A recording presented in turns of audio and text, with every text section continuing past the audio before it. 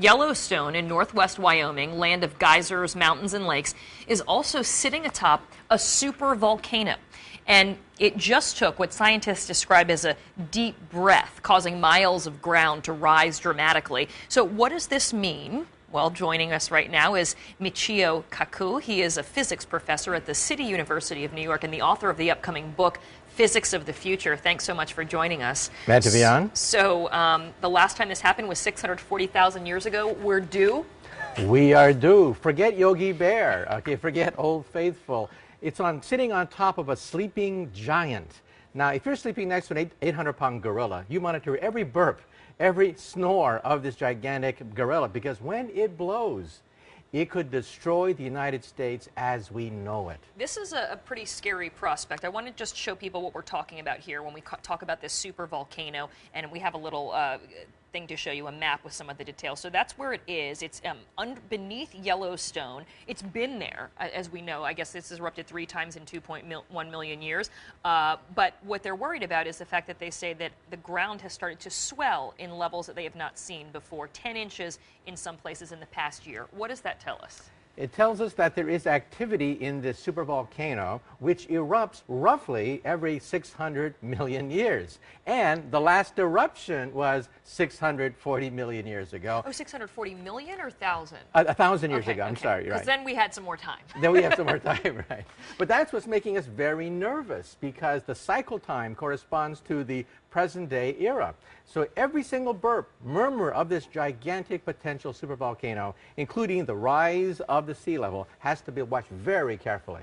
All right, so when we talk about this, and we have pictures, pictures of Mount St. Helen erupting back in 1980. Let's just show this right now. You say that an explosion with this supervolcano under Yellowstone, and there we're seeing the Mount St. Helens, would be 1,000 times bigger than this. What type of damage are we talking about here? We're talking about immediate damage out to 100 miles from the site. That is total devastation, basically wiping out everything in sight. However, the real damage goes out to 500 miles if you include volcanic ash, poisonous gases, death of wildlife and vegetation, and that's a ring about 1,000 miles across. That's the heartline of America.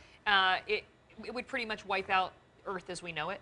It would wipe out the United States as we know it. And again, we don't want to panic anybody. It could happen tomorrow, or it could happen 100,000 years from now. It's black magic trying to predict exactly when it's going to blow, but we do know one thing. One day, it will blow. So, and you say that something on this scale is what wiped out the dinosaurs. 65 million years ago, another supervolcano coincided with this meteor that hit Mexico, and we think it was a double whammy that knocked out the dinosaurs. So it's something that we take very seriously, but again, the cycle time is measured on the scale of hundreds of thousands of years. Would there be anything we could do to prepare or to get people out? I mean, how much of a warning might we get with this eruption? All you can do is run. You don't get much warning. What happened is the ground starts to rise, more and more earthquakes take place, more ash and volcanic gases start to be unleashed. That's about the only warning we get, because we do not have a good way to predict volcanic eruptions.